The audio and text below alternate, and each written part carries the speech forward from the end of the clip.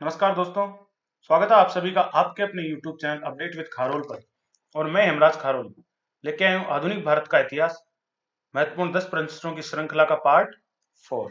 तो दोस्तों शुरुआत करते हैं अपना क्वेश्चन नंबर 1 से। क्वेश्चन नंबर 1 है, स्थायी बंदोबस्त या इस्तेमारी बंदोबस्त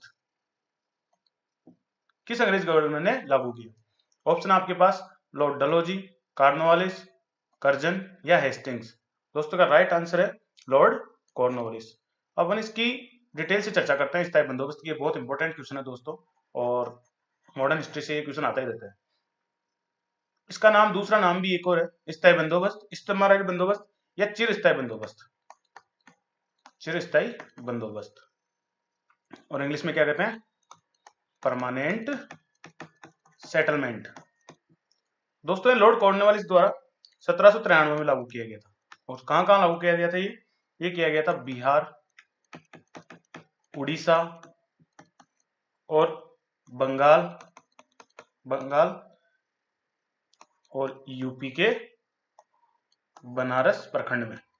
कहां कहां पर? बिहार, उड़ीसा, बंगाल, यूपी के बनारस प्रखंड में। इसमें दोस्तों जो जमीन का मालिकाना हक है ना, जमींदारों को दे दिया गया था। जमींदारों को मालिकाना हक किस किसको दिया गया?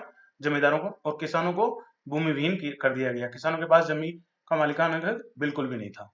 और जमींदार किसानों से लगान वसूल कर अंग्रेज सरकार को देते थे, और जो लगान ये वसूलते थे उसका 10/11 हिस्सा तो अंग्रेज सरकार के पास और 1/11 हिस्सा किसके पास? जमींदारों के पास होता था। और ये 10 वर्षीय भू राजस्व व्यवस्था थी। चलते अपने क्वेश्चन नंबर 2 की तरफ। क्वेश्चन नंबर 2 है दोस्तों,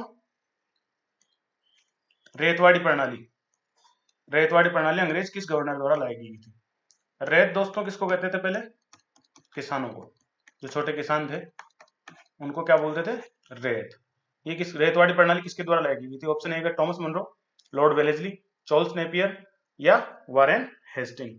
राइट आंसर इसका दोस्तों टॉमस मुनरो। और ये कब लाई गई थी? लागू की गई थी दोस्तों 1792 में। ये भी एक इंपॉर्टेंट क्वेश्चन है, कब लागू की गई? 1792 में। और जो टॉमस मुनरो इन्होंने लागू किया था, ये उस टाइम मद्रास के गवर्नर थे। कहां के? मद्रास के गवर्नर। अब इसमें क्या किया गया, इन्होंने भूस्वामी किसानों को बना दिया।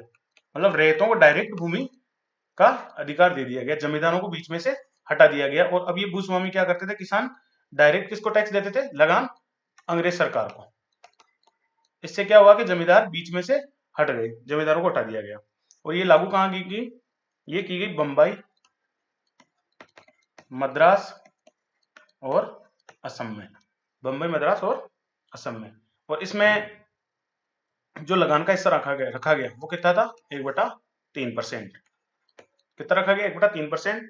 और टॉमस मुनरो के अलावा इसमें जो ये रेतवाड़ी प्रणाली लागू की थी ना, इसका साथ जो नीति निर्माण में साथ दिया, उसका वो एक दूसरा आदमी और था, वो था कैप्टन रीड। क्वेश्चन नंबर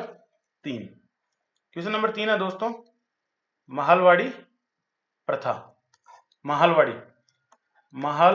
एक पूरा गांव होता था। किसको कहते थे? गांव को। तो मालवाड़ी प्रथा में क्या होता था कि पूरे गांव को ही एक महल बना के उस गांव से लगान वसूल किया जाता था। तो अंग्रेज सरकार द्वारा ये एक नई प्रथा लागू की गई थी। और जो लगान गांव से इकजाई जमीन से जो वसूल करता था लगान, वो महल प्रमुख कहलाता था। कौन? महल प्रमुख। जो गांव से लगान वसूल करके किसको देता था? अंग्रेज सरकार को। और अब इसका ऑप्शन है लॉर्ड डलहौजी, वेलेस्ली, कर्जन या लॉर्ड हेस्टिंग्स। तो इसका राइट आंसर है दोस्तों लॉर्ड हेस्टिंग्स। मारवाड़ी प्रथा किसने लागू की? Lord Hastings. क्वेश्चन नंबर 4 दोस्तों, 19वीं सदी के उत्तरार्ध में भारत किनका एक सबसे बड़ा उत्पादक एवं निर्यातक था? सूत एवं गेहूं, चीनी एवं चावल, चीनी एवं एल्कोहल, लोह एवं इस्पात। दोस्तों राइट आंसर इसका ए, और सूत एवं गेहूं। 19वीं सदी के उत्तरार्ध में और जो 20वीं सदी थी उसके शुरुआत में भारत सूत और गेहूं का बहुत बड़ा उत्पादक और निर्यातक दोनों था। लेकिन इससे पहले भारत क्या था, सूत जो कच्चा माल था उससे बने सूती वस्त्र या जो सूत के अन्य उत्पाद थे उनको निर्यात करता था ब्रिटेन या यूरोपीय कंट्री को, यूरोपीय देशों को निर्यात करता था। लेकिन अब क्या हुआ कि भारत कच्चा माल निर्यात करने लगा, कहां पर, यूरोप में, और यूरोप से तैयार माल कहां आने लगा, भारत में। तो इस प्रकार इसका राइट आंसर क्या है, सूत एवं गेहूं। Question number 5। क्वेश्चन नंबर 5 है दोस्तों, poverty and unbritish rule, poverty and unbritish rule in India पुस्तक के लेखक कौन थे? भिखाजी कामा, गोपाल कृष्ण गोखले, दादाभाई नौरोजी या महादेव रानडे, एमजी रानडे। दोस्तों इसका राइट आंसर है दादाभाई नौरोजी। दादाभाई नौरोजी ने the poverty and unbritish rule in India पुस्तक लिखी। इसके अलावा इनकी 2 पुस्तक और थी, on the commerce of India, on the commerce of India, और दूसरी जो बुक थी वो थी द वांट्स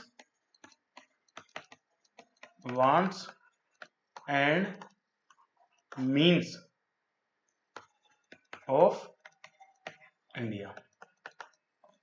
दोस्तों the poverty and unbritish rule in India ये पुस्तक थी ना, भारत में से जो धन का बहिर्गमन हो रहा था, धन का बहिर्गमन हो रहा था उसके बारे में बता रही थी। मतलब जो अंग्रेज सरकार थी वह इलीगल तरीके से भारत का धन निकाल रही थी और एक प्रकार से भारत का आर्थिक शोषण कर रही थी। क्या कर रही थी दोस्तों, आर्थिक शोषण। Next question, question number 6। Question number 6 है दोस्तों, किस आयोग या समिति ने धन के निर्गमन पर दादाभाई नौरोजी से प्रश्न किया? धन के निर्गमन के लिए उन्होंने कौन सी पुस्तक लिखी थी? The poverty and unbritish rule in India. इसके अलावा 2 जने और थे दोस्तों, दो व्यक्ति और थे जिन्होंने, एक तो नौरोजी थे, एक रमेश चंद्र दत्त और एक वाचा। इन तीनों ने मिलकर धन के बहिर्गमन का सिद्धांत किस किसने दिया? नौरोजी, दत्त और वाचा ने। नौरोजी तो दादाभाई नौरोजी, रमेश चंद्र दत्त और वाचा, इन दोनों ने दिया था। अब ये धन के निर्गमन पर दादाभाई नौरोजी से किसने प्रश्न किया? इसमें 4 समितियां दी गई, मेटन समिति, दत्ता समिति, वेलवी समिति या लेटन समिति। इसका राइट आंसर दोस्तों वेलवी समिति। किसने किया प्रश्न? वेलवी समिति। अब जो ये समिति की बात करें अपन, मेटन समिति कहां से संबंधित थी? ये राजस्व से संबंधित थी। और दत्ता समिति थी कीमतों का उतार चढ़ाव। वेलवी समिति तो ये धन के निर्गमन से संबंधित थी। और लेटन समिति ये थी केंद्र और राज्य के मध्य राजस्व बंटवारा, केंद्र और राज्यों के मध्य राजस्व बंटवारे संबंधित कौन सी समिति थी? लेटन समिति। और इसका राइट आंसर जो धन के निर्गमन पर दादाभाई नौरोजी जिसने प्रश्न किया था वो कौन सी समिति? वेलवी समिति। Question number 7। क्वेश्चन नंबर 7 है दोस्तों, सूर्यास्त नियम निम्न में से किस भूमि व्यवस्था से संबंधित था? महलवाड़ी, इस्तमारी बंदोबस्त, रैयतवाड़ी प्रणाली या इनमें से सभी? इसका राइट आंसर है दोस्तों इस्तमारी बंदोबस्त, जिसे हम स्थायी बंदोबस्त भी कहते हैं। स्थायी बंदोबस्त कब लाया गया? 1793 में। किसके द्वारा? कॉर्नवालिस के द्वारा। अब बात करते हैं सूर्यास्त नियम की। ये नियम क्या था दोस्तों? ये 1794 में ये किसके द्वारा लाया गया? ये भी कॉर्नवालिस के द्वारा लाया गया। इस्तमारी बंदोबस्त में जो तरीका राजस्व वसूलने का अपनाया गया था, अगर कोई जमींदार किसी निर्धारित तिथि को सूर्यास्त से पहले अगर अपना लगान सरकार को जमा नहीं करवाता था तो उसकी उसी दिन जमींदारी नीलाम कर दी जाती थी। क्या कर दी जाती थी दोस्तों? नीलाम। तो सूर्यास्त नियम किससे संबंधित था? इस्तमारी बंदोबस्त से। ये कब लाया गया? 1794 में। और किसके द्वारा? कॉर्नवालिस के द्वारा। Next question, question number 8। Question number 8 है दोस्तों, केल को निम्नलिखित में से किससे संबंधित है? क्या ये एक फसल की एक किस्म है, भारत से निर्यात किया गया कपड़ा है यूरोप को, एक प्रकार का कर है, या फिर ये एक राजस्व अधिकारी है? दोस्तों बहुत इंपॉर्टेंट क्वेश्चन है। केल को भारत से यूरोप को निर्यात किया गया एक कपड़ा है, जिस कपड़े को यूरोपीय यूरोपीय लोग वहां अपने क्या कहते थे, केल को। राइट आंसर क्या होगा, भारत से यूरोप को निर्यात किया गया कपड़ा। Next question, question number 9। Question number 9 है दोस्तों, सूपा विद्रोह की शुरुआत कहां से हुई? ऑप्शन ए गुजरात, कलकत्ता, बंबई या पूना। दोस्तों इसका राइट आंसर है पूना। पूना में दोस्तों 12 मई 1875 को जो काश्तकार थे ना, काश्तकार या किसान, इन्होंने वहां पर जो साहूकार थे, साहूकारों के बही खाते जला दिए, बही खाते जला दिए। पूना जिसे वर्तमान में पुणे कहते हैं, ये यहाँ का मामला है। कब हुआ? 12 मई 1875 को। Next question, question number 10। Question number 10 है दोस्तों, ददनी प्रथा। बहुत इंपॉर्टेंट क्वेश्चन है दोस्तों। ददनी प्रथा का संबंध निम्न में से किससे है?